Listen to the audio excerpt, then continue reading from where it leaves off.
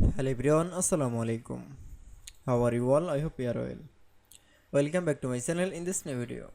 Today's video, how to insert online picture in Microsoft Word document. So get started. At first, open your Word document file. Firstly, then I show what document is in this video. I will show that insert online picture. Now going to the insert menu option. Now for click, then click on the online picture option. Now click on the Bing's image for the search. Now click on the search bar option. Now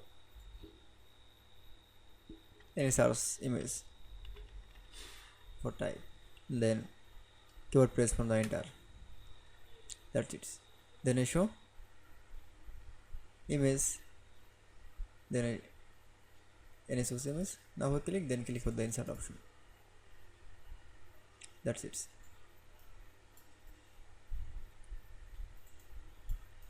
This picture is the moved. Now going to the object option. Now click. Then click on the import of text.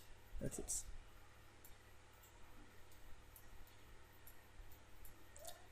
Then I show the insert online picture in Microsoft Word document is very easily.